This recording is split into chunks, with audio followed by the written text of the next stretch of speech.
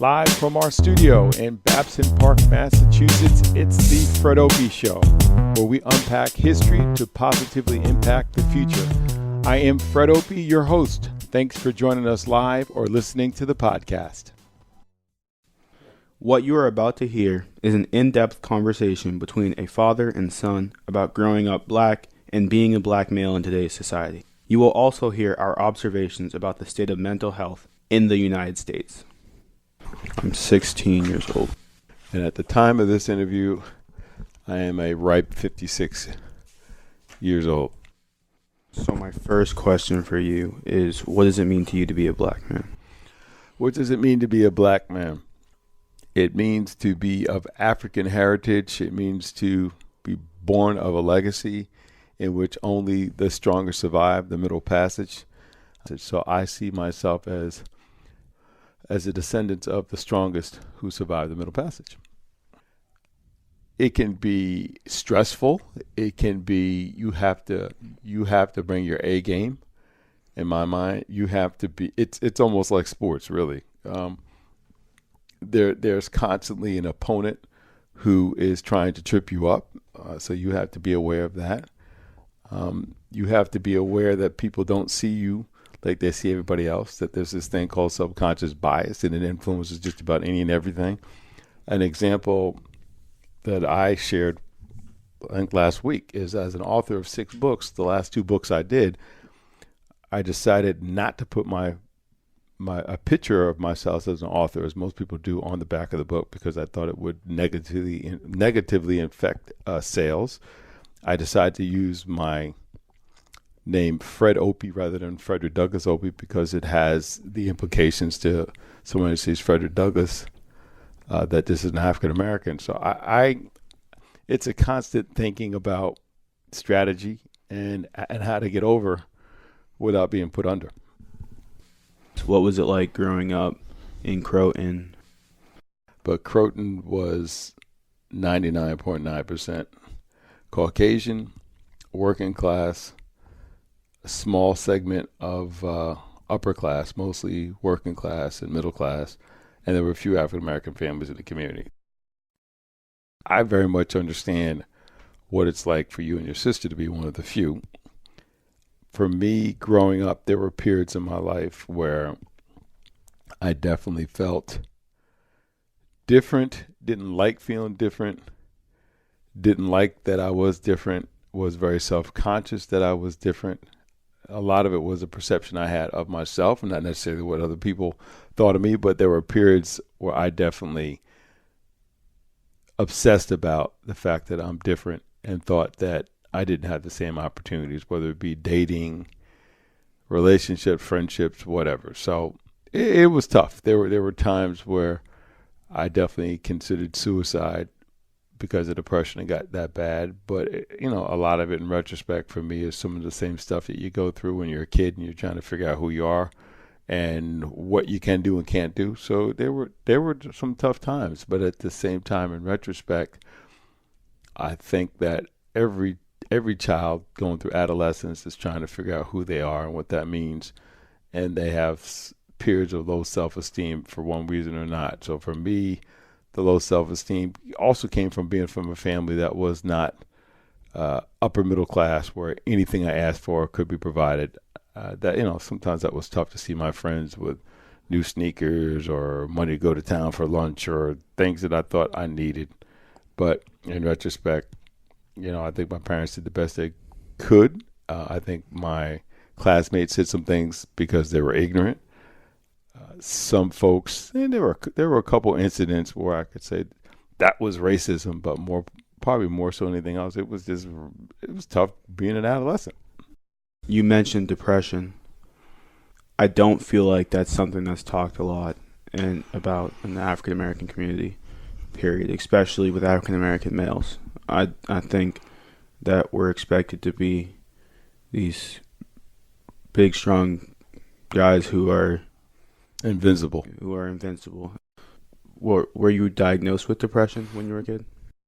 I wasn't diagnosed with depression until I was in grad school. I had ADHD from a very young age, but when I was a kid, people didn't really know what it was.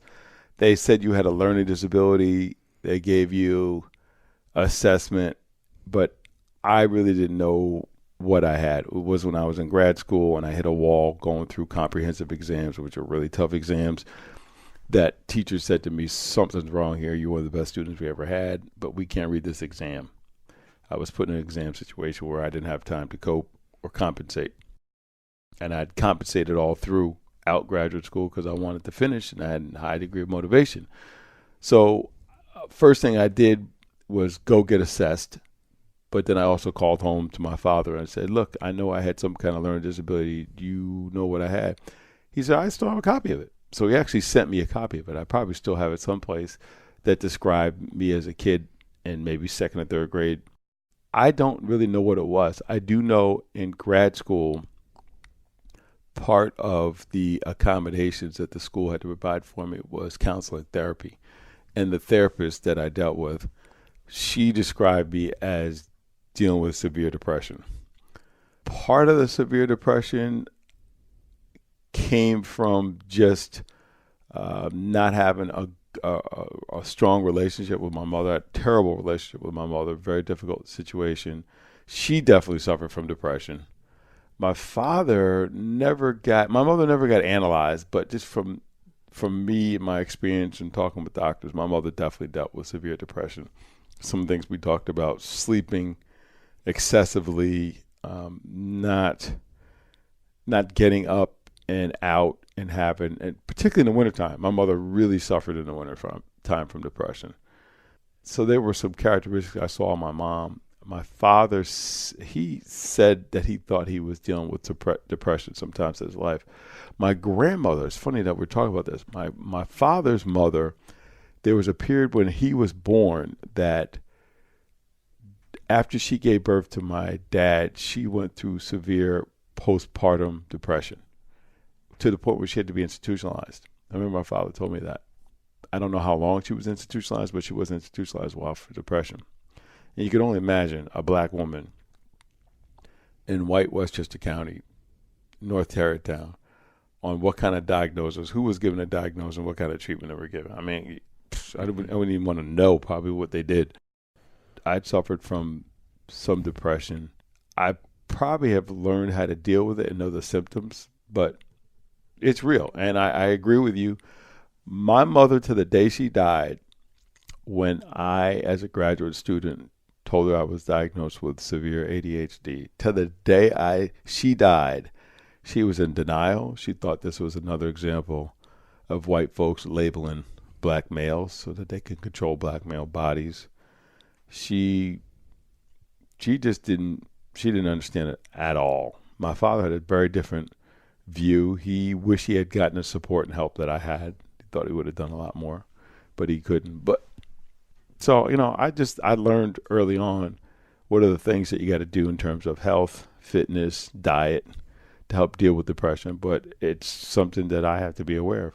And most African Americans, I think, respond like my mother. Now, I've also realized that it's not just African Americans, because there've been a lot of other folks from different ethnic nationalities tell me that their parents respond the same way.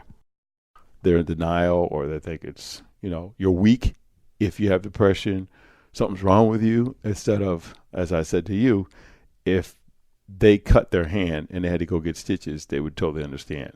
But the fact that somebody has depression, they have a cut or something that's causing pain and hemorrhaging symbolically in their mind, they would think that's a sign of weakness rather than it needs to be medicated or dealt with or treated.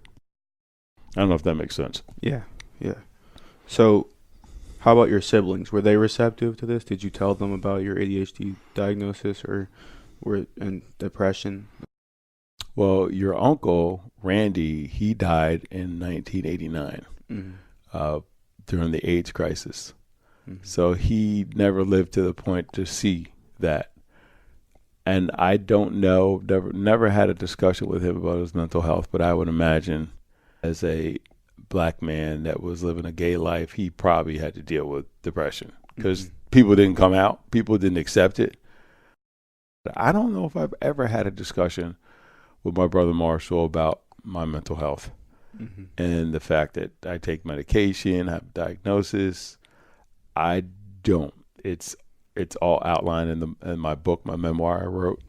There's a lot of sensitive things about family history in there that some things I had to wait till my mother and father died before I was comfortable actually writing about. No, it'd be interesting. I got to have that. Maybe me, you, and your uncle can have that conversation because I don't know. I would imagine if both my parents talked about it or exhibited qualities of or characteristics of depression, that he probably had to deal with it too. I just don't know. What was it like being one of the only African American athletes on your lacrosse team at Syracuse and at Herkimer and all through high school? I know I'm going through the same thing right now. Still, it's very predominantly white. So what was it like for you?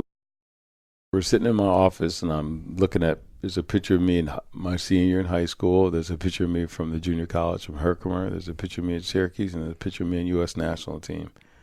I mean, the one at my senior year in high school, playing in a game against Fox Lane, I know I'm the only, what my mother would say, fly in the buttermilk on that field. Mm-hmm. The one at Herkimer, interesting enough, that picture of Herkimer, Coach Ricky Soul is in that game. So there's another African-American on the field in that game. Mm-hmm. And then the game U.S. against Australia, I'm the only African-American there. The one up in the game in Syracuse, I had a teammate named Matt Holman who was from Summit, New Jersey. But he's very involved in the Uganda Lacrosse Foundation. So we're back. We were roommates for a semester at Syracuse. I had the opportunity to meet Jim Brown. Lacrosse was such an important part of my life. It still is. It was one of the few areas where I had a lot of success. It was one of the few areas where my ego, which everybody has an ego and everybody's ego needs to be maintained, I just loved it. I mean, it was just, so when I was playing, I'm sure there was a part in my consciousness that I'm the only African American, but really 95% of the time, I'm a member of this team and we have to win. We have to do what's necessary to work together to win. That's, and these are kids that I played with in high school, since, it's funny because I would describe my relationship with most of them as a very good relationship. There's very few of them that I've had a close relationship with, one I've had an extremely close relationship with. You're 95% of the time when you're on the field, you're thinking about, I'm a member of this team. We have to be together. We have to work together to win, and that's about it. So I locked in. I'm playing. I'm thinking about that. I'm not thinking so much. I can't remember any incidents of folks on the sideline saying things, but I'm also one of those players that I was aware of fans, but I had the ability to kind of block them out. Yeah, just block them out. Yeah. At Herkimer, in upstate New York, and a very rural county, that's where you think there would have been more incidents and problems. Living in that community, playing on the team, but I had a really good coach. Again, lacrosse in many ways was a sanctuary for me. It was a place where I felt good. Lacrosse for many people in Native American culture and society is a way you dealt with your spiritual health as well as your emotional health. That's how lacrosse was for me. I think it's that way for a lot of guys that I played with. Lacrosse was how we kept our sanity when things outside the lines of the field weren't going so well, and maybe things at home were a little crazy.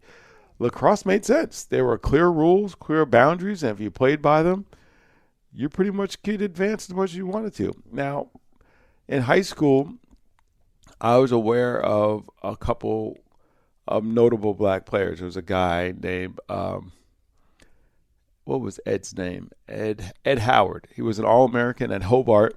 There was a poster in my high school. I don't think I have a picture of it here. There's a poster in my high school of Ed playing a game, doing this really cool over-the-head check. And I remember that was probably the first time I saw, maybe one of the first times I saw other African Americans. Then also in high school, Ithaca High School, which has got really good lacrosse, came down and scrimmaged our varsity team. And Ithaca had a couple of African Americans on that team who were good players. I remember seeing that. I remember going to West Point. West Point Military Academy was about 30 minutes from my house. I watched games all the time. They had a goalie named Jose Oliverio. He was Puerto Rican descent, but very dark-skinned, so I identified with him. He was an All-American great player. Then Navy had a player named Sid Abernathy. He was the second African-American after Jim Brown to be a first-team All-American. Sid was a phenomenal player. I identified with Sid. He was an attackman. I was an attackman. So, there were enough people like that I saw that kind of latched onto and never felt like this wasn't my game. By the time I got to be a senior, I excelled, and I typically was one of the best players on the field, with the exception when we played against Yorktown, because they had 5 All-American players. But, during summer times, I played with those guys. So I had a good sense of self-esteem about lacrosse, love lacrosse. When I got from Herkimer to Syracuse, I was more self-conscious about being a lacrosse player because we now had Syracuse football, Syracuse basketball, and most of those teams were African Americans. Mm-hmm. And so for them to see me and me see them, that was more, I probably became more conscious of being one of the few during that time. Some of my closest friends, though, were football players. Yeah.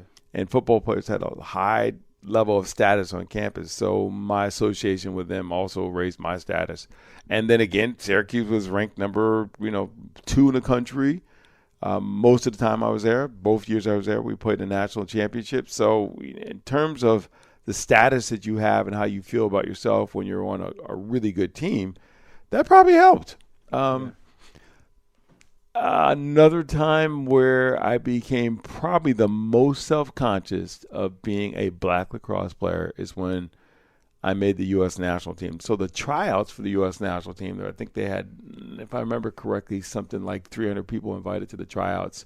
Ultimately, they chose 26 of us to make that team. But at the tryouts, I drove to the tryouts with Danny Williams, All-American defenseman, African-American, from West Point and Hempstead High School.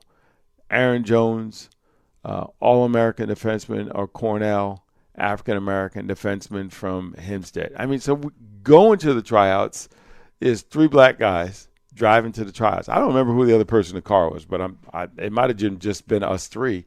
And then when we got to the tryouts, there was another guy who played at Penn State, All-American. It was a midfielder. I can't even remember his name. But there may have been an additional 2. There was at least 3 of us. There might have been another 2 or 3 guys at the tryouts. I felt confident. I was playing for a club team called Long Island Lacrosse Club. We won. Either we would win the club championship or we'd come in second place. On that team, we had a Native American, a guy named Nico Red Arrow, dark-skinned Native American. I was the only other African American on that team. Played for the indoor team called the Long Island Saints. Only black guy on that team. I'm just thinking about all the stuff that had been in my mind a while. Once I made the U.S. national team, everything was fine until we got to Australia. That's when I felt like the only, more so than anything else. Now, there's a couple things with being an African-American on that team, also being a very committed Christian on that team. That made me feel very different from everybody else. My ethnicity and my faith. And that was a very tough, lonely time. I remember being in Australia. I remember that. I went to a store one time to get a card, and I purchased a bunch of cards of Aborigines. You know what they look like, right? Mm-hmm. A white woman behind the counter said, "Why are you picking out all these Aborigines on the card?" I looked at her, and I looked at the card, looked at her, and I said, "Because they look like me." And she said, "They're nothing like you." And I was, and I kind of was like, "Wow, lady, you really don't have a clue." It just was to be a blatantly racist thing. And what she, in my mind, was saying, these are savages. Mm-hmm. Exactly. And you're nothing like that in the way you dress, the way you talk.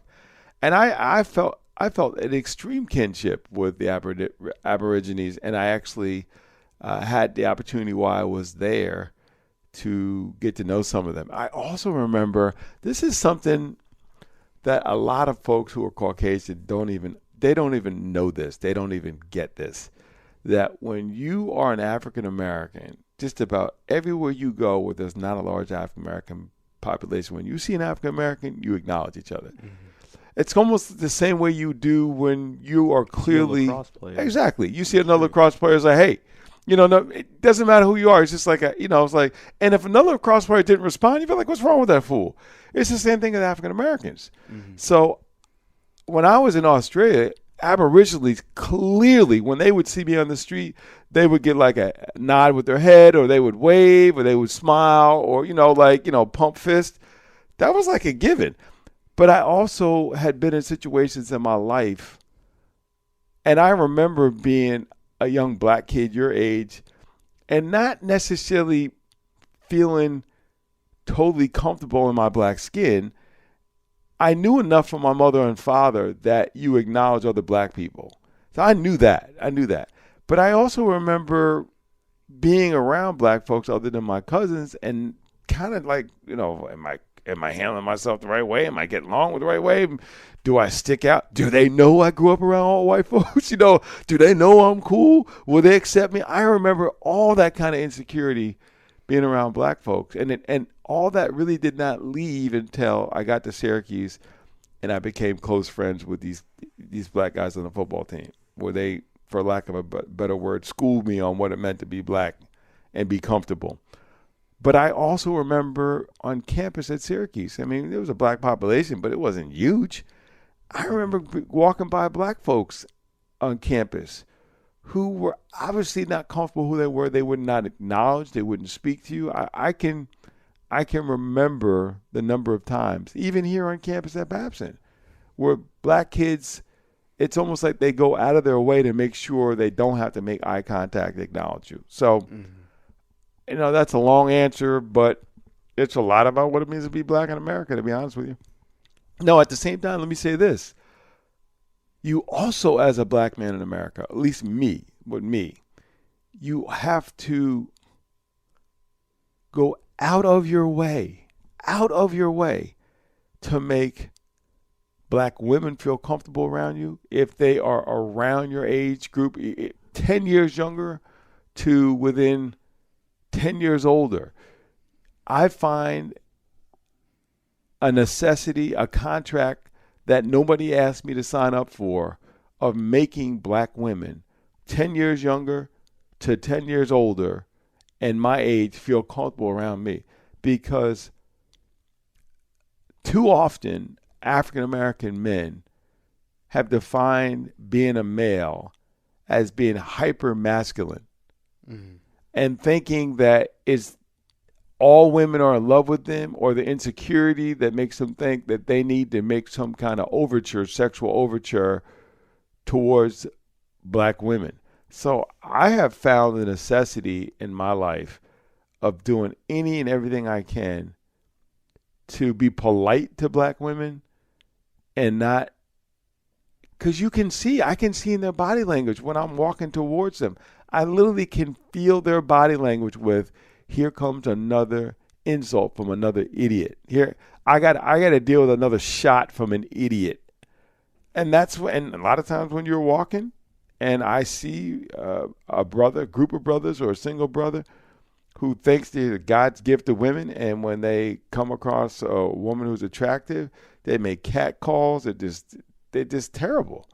And so I don't know how long I've been like that, and I don't know, I've never had this discussion with other black men, but that is something that I have noticed at a lesser level, but a similar level, making white women feel comfortable.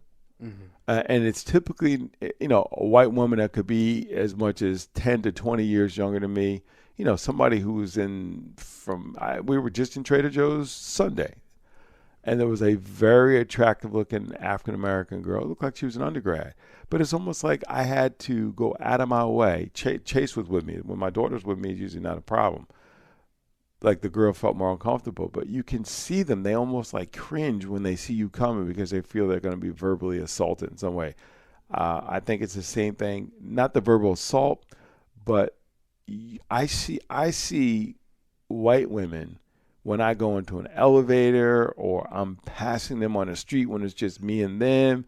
If it's in the evening, me personally, I sense an insecurity that I feel almost obligated to do something to make them feel secure. Seriously. And I shouldn't need to do that, but I do. I mean, I think I started feeling that from a very, very, very young age. I mean, I remember once I was in the library, I think I was maybe 7, 8, and this woman, I smiled at her, and she immediately became uncomfortable. I was like, and I think I told you about this as soon as after it happened. Mm-hmm. And I was so confused as to why that would make somebody so uncomfortable. I don't think she really saw a 7 or 8 year old kid. Exactly. She saw just a black male, which to me, I think at that age I was not cognizant of what it meant to be a black male. I'm still not fully cognizant of what that means because I have 16 years of life experience. Yeah, I do think that you have to put in extra work to make people feel comfortable around you, which is an unreasonable burden to live with. But my experience, when you ask the question, what does it mean to be a black male? I think it means to be viewed as a predator. That's true. It's unfortunate. And then you have some folks among us who look like us who are, which doesn't help. But the stereotype is that you're a predator, not that you're educated, not that you're thoughtful, not that you're empathetic, that you are sensitive. And all these things are contrary, unfortunately, to how many men, period, not even black, but men, period, are educated. They're educated to think that a real man is not sensitive. A real man is not empathetic. A real man does not seek to view women as equals, but as sexual objects. The messages of what it means to be a male, never mind an African-American male, are so screwed up. Now, here's a story. I remember my father telling me this story. You know, your grandfather was a Sing Sing prison guard. Mm-hmm. He did that job for a long time. And he used to tell me about how much he hated being around the locker room with the younger African-American guards. So my dad would be in his late 40s, probably close to my age, 56. And these are guys who are, in their 20s and 30s. And I remember him saying this. He couldn't stand how these guys would get in there. Just talk about their sexual exploits. Exactly. In front of, and what he hated about it was in front of the white guards who were his age or a little bit younger. And those guys didn't talk like that. Mm-hmm. It was the black guys that got in there and were talking all this trash about what they did with this woman and that woman. Some of them married guys, just, sneaking around the wife.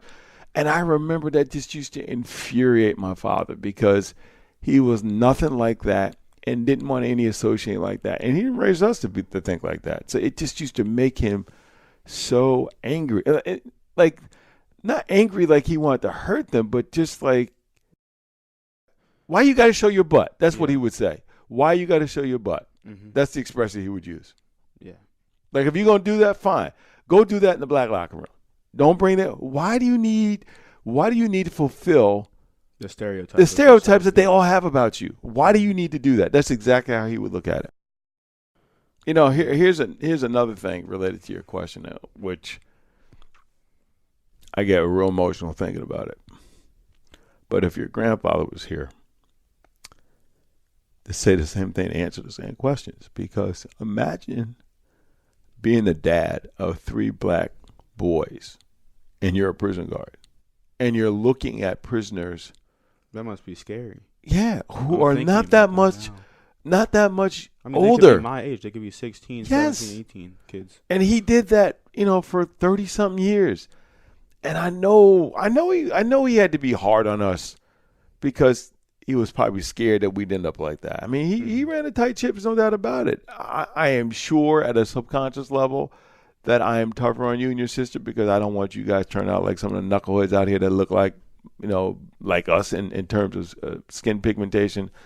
But I just thought about that. My dad would work overtime sometimes 3 or 4 times a week. And he's seeing these black men that by the time I'm in high school and college, they're not that different in age. And I go visit prisons now. And I look at these guys. I mean, they're not that much older than you. Mm-hmm. And you're sitting there going, and guys, good-looking guys, smart guys, intelligent guys.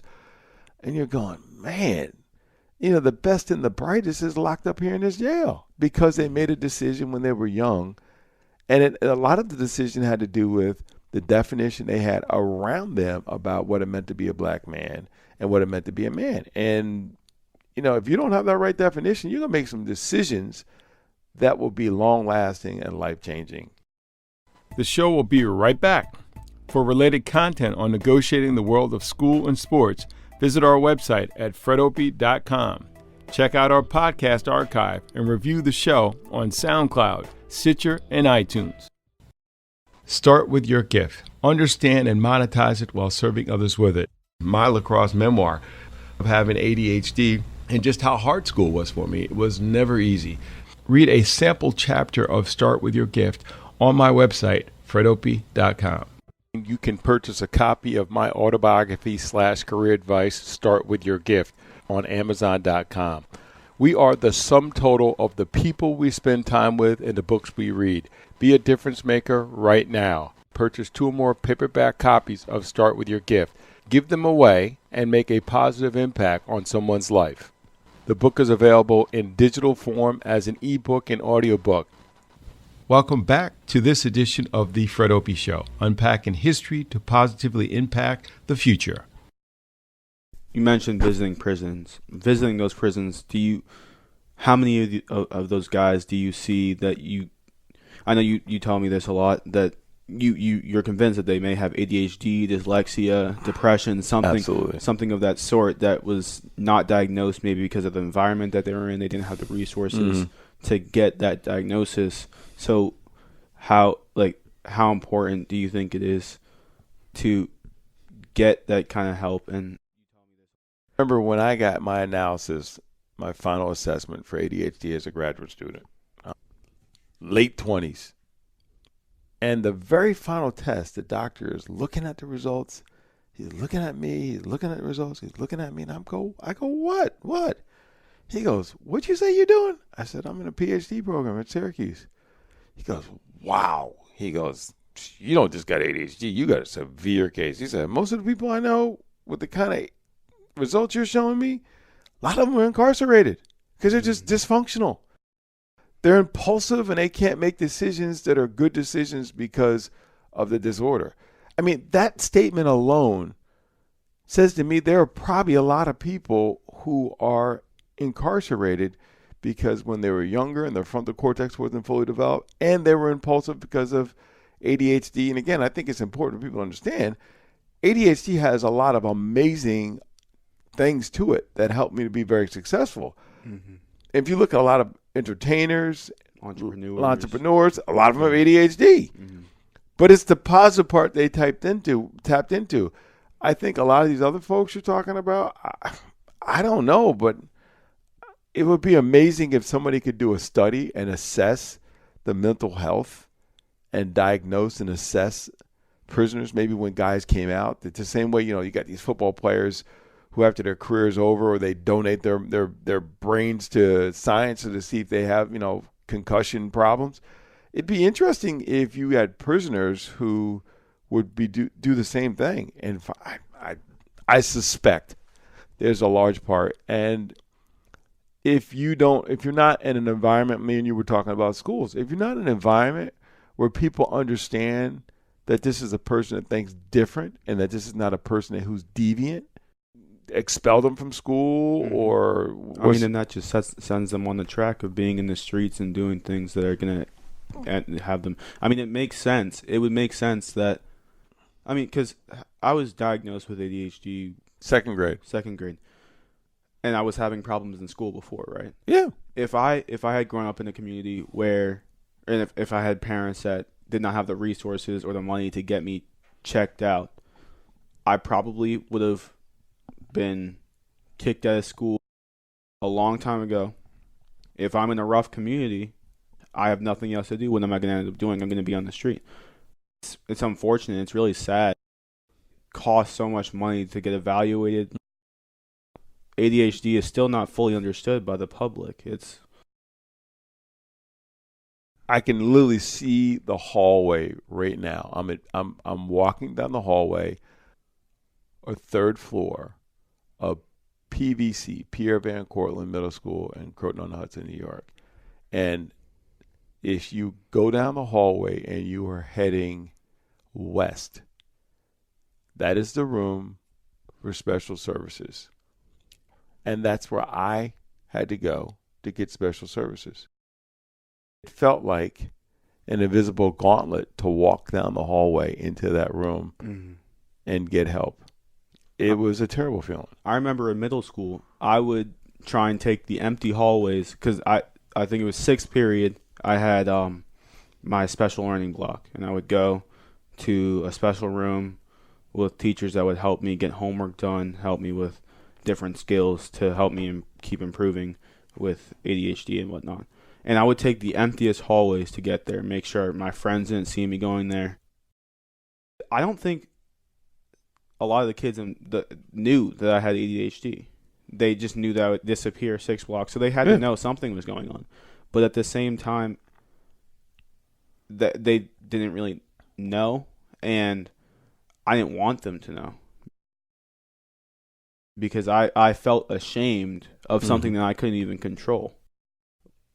I don't know how we can change it, but I do think that the perception of ADHD and depression and mental illness and disabilities and just the people thinking differently needs to be the way that people look at that needs to be changed.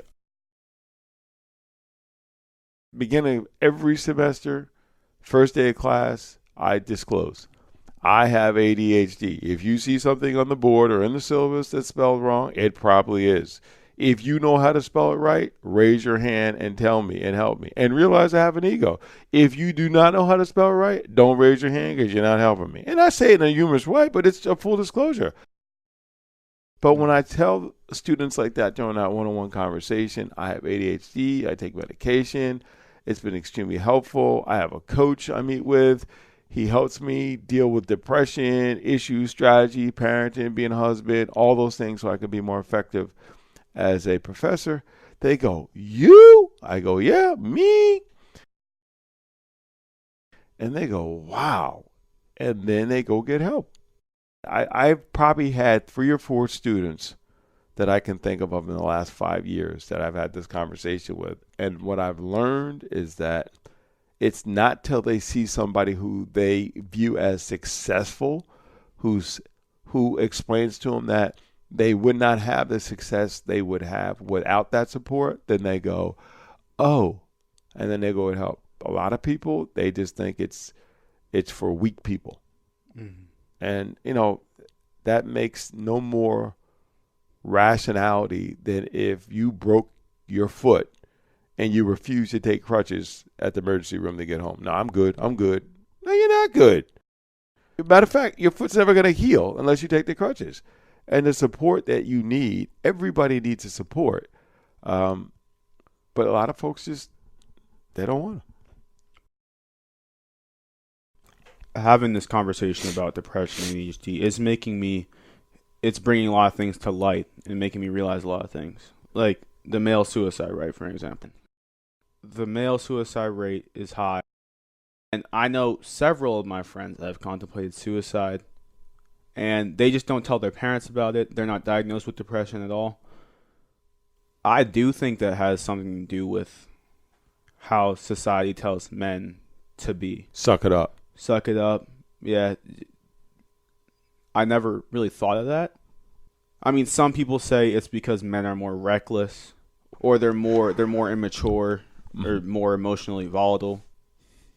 A big contributor to that, if you ask people's families, people who have lost their loved ones to suicide, if you ask their families about how their kids were acting or how their loved one was acting before they took their lives, you'd probably find several symptoms of depression or ADHD or already diagnosed ADHD.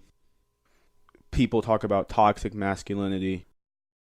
It's still taught to young boys and young men that it's not okay to express your emotions. If you're going to express your emotions, don't do it for too long. Express your emotion, then get rid of it. Or that anger is the best emotion. That's acceptable. It's acceptable. The state of mental health, especially in this country, needs to be addressed. I think it's something that is not taken seriously. People still see therapists as whack jobs, or they see therapy as something for weak people. I mean, we talk about this with athletes. How many athletes have personal coaches? And everybody thinks, that's only been probably in the last 2 decades. When Kevin Love brought that up, that was a huge story. LeBron James has a personal trainer does all. I mean, he tells LeBron, this is what you're going to eat. This is where we're going to work out. This is how we're going to cool down. And that's one of the reasons why he's so much better. But what if, in addition to the physical part, I don't know if he does, LeBron, so don't get me wrong. But what if he had somebody help working on his mental part, which I think probably his personal trainer incorporates. But, I told you, there's a whole field of sports psychology that is the beginning of tapping into this. And some of the best programs in the country will have folks like that come. And I think that's one reason why John Gordon is doing so well. He essentially is doing sports psychology. He's helping people to tap in to both what do you need to be your best mentally as well as spiritually. And I think a lot of folks, when Kevin Love or folks like that come out and say it, are they ostracized? Is it just as difficult for somebody to come out about their sexuality to come out and say, look, I suffer with this mental health disorder? Being a parent of somebody who has diagnosed depression and ADHD, being the husband of somebody who has diagnosed ADHD, being somebody who grew up their whole life having ADHD, what would be your advice to a parent who is raising a kid with ADHD, or depression, or both? If you're not aware of your child's not only ADHD, but also depression or what other areas where they need support, it could be really difficult. You can't expect your child to be their best self if they're not having those needs met. I always say that man is spirit, soul, and body, and that your soul is made up of your mind, will, and your emotions. If your soulless realm is not healthy, it doesn't matter if your body is built like Dwayne "The Rock" Johnson. Yeah, I was thinking The Rock. You can be built like a rock, but if your soul is crumbling, there's not much you can do. Now, but if you have a really strong soul and then your body has cancer, you see what I'm saying? You're limited too. I don't think we tap into the part that we are made like God. We're a triune being. So I think as a parent, it's the same thing. You can't just get focused on, all right, this kid, he really needs to lift weights because he's really skinny and he's getting beat up. You can't just focus on that. Or you can't focus on, this kid, he really has depression. But if the kid has ADHD or dyslexia and you don't focus on that, the kid, he needs help all the way around. When did you start taking medication? So I took meds after I got diagnosed in college at Syracuse in the PhD program. And I did not like the way the meds I had. Again, you're talking, this is 95, 96. So what they understood about meds probably is nothing like they do now. It's like the cell phone I had back then compared to now. I mean, there's like night and day. I didn't like the way the meds felt. They made me feel jittery and nervous, dry throat. I used them to study through the comps, but as soon as I got off the comps, I was like, boom, I'm done. I'm done with the meds. And when I went back on meds is when you guys were in elementary school, kindergarten, first, second, third, fourth grades. Those were very trying times for me. They were very tough. Your mom was working on tenure, right? So there's a lot of stress and trying to be supportive for her. By the time I got here the second year, I was a full professor. My job security was really good, but your mom was struggling with, getting her writing chops down and understanding what she needed to do. And she did, but it took a while. So I spent a lot of time supporting you guys, and it was very stressful, particularly in the morning. Early in the morning, toughest time, you said, what would you say to parents? The toughest time with parents, I don't care if your kids don't have learning challenges, but the morning, toughest time, and bedtime, toughest time. Those are really tough. And I found myself, raising my voice to you all guys, being impatient with you all guys, stuff that just is not normally me. And then it was like one day, I don't even remember if I was in a car, if I was listening to something on the radio, but something said to me, you got ADHD. Go get some help. And I went into the psychologist at the healthcare place that we use, and I said, look, I have a diagnosed disability, brought the diagnosis with me. I got young kids. It's really stressful, and I need some support. And she put me on the medication, and it was an immediate difference. Matter of fact, I can even tell when I am getting short in patience or irritable. I can almost tell and say, wait a minute, did you take your medicine this morning? Or, I can just kind of tell. Just the same way I can tell when I'm hungry. Like, I don't let myself get really hungry. I don't let myself go with lack of sleep.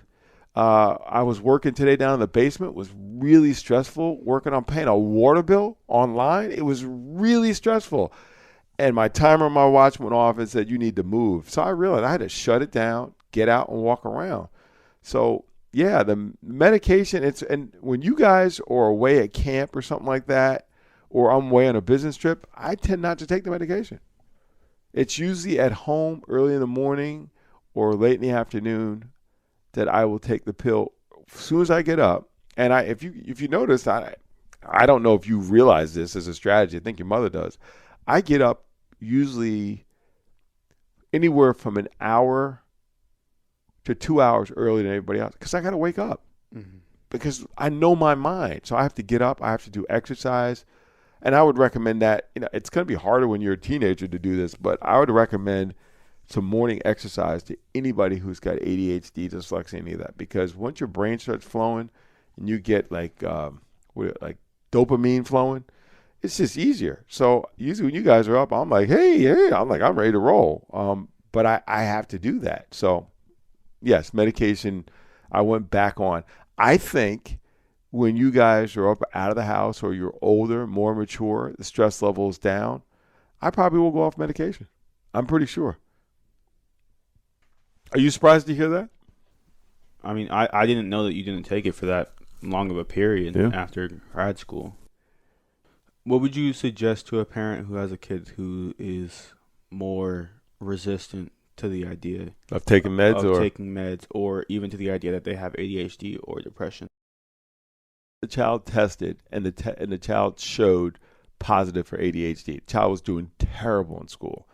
The father called me up and said they diagnosed very similar. He had a very similar approach to the diagnosis as my mother. Now, keep in mind, I'm going to say this and I'm going to try to make sure I stay on track. There is a reason why African Americans are suspicious of mental health practitioners. Oh, of course, yeah. I mean, people were being sterilized. The Tuskegee Institute, there are a number of studies that have shown how African Americans have been used as guinea pigs by the healthcare profession. So there's good reason why black folks are paranoid.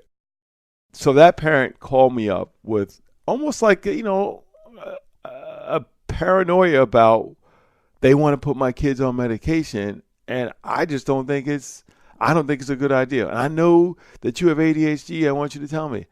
I said, look, knowing what I know, yes, it could be that they're paranoid, but I would try it and see what happens. Try it.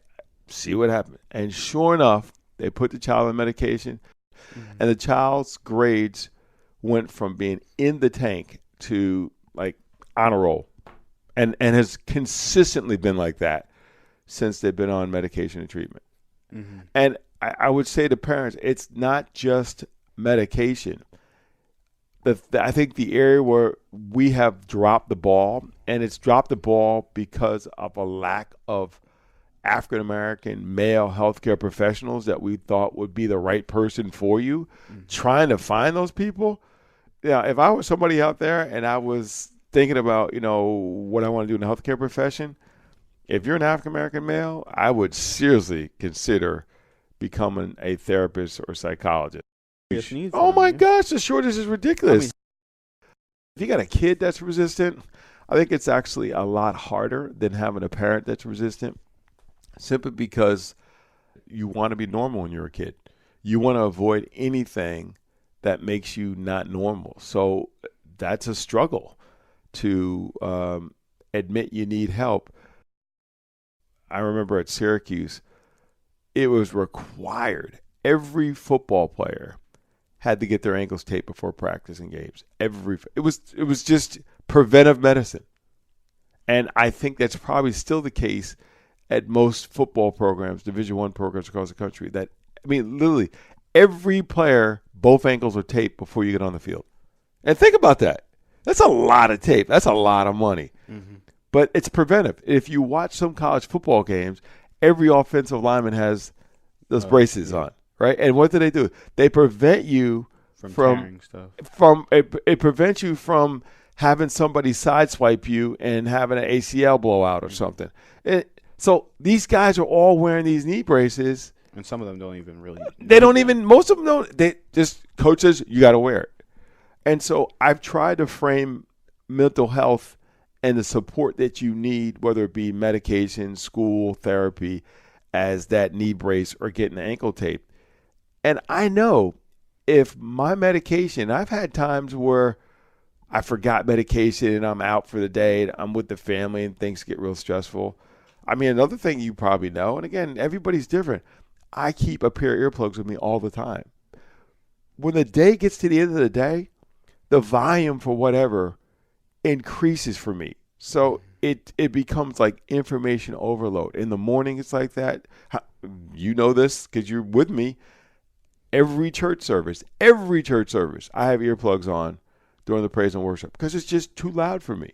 And it's probably normal for everybody else.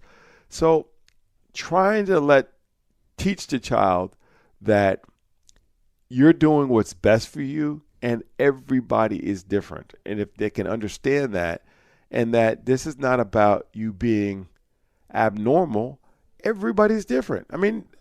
My wife is my exact opposite. It's the exact opposite. So what am I going to do? Run around and try to convince her that she's wrong? She's not wrong. She's different.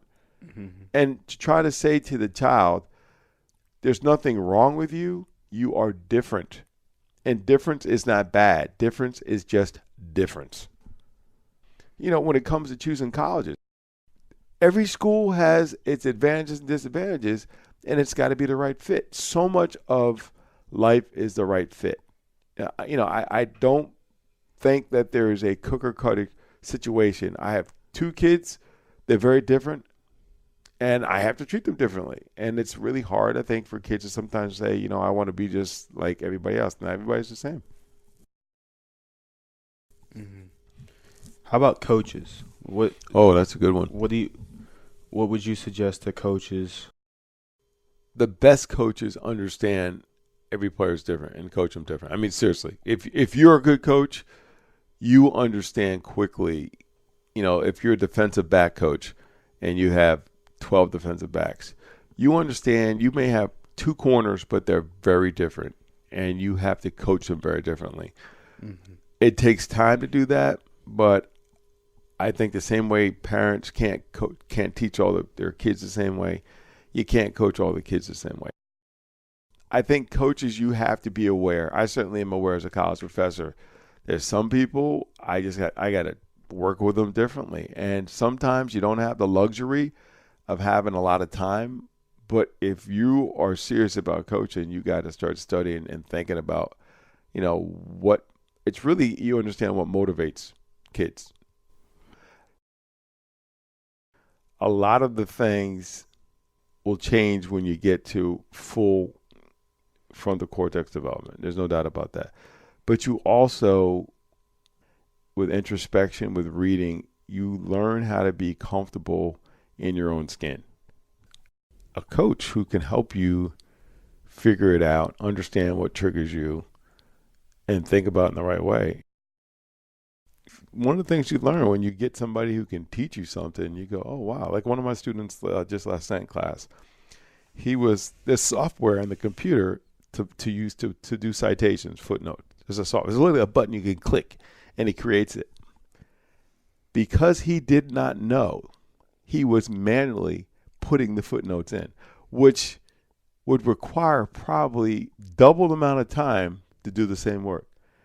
And the only reason he did it is because he didn't know and he wasn't secure enough to ask for help.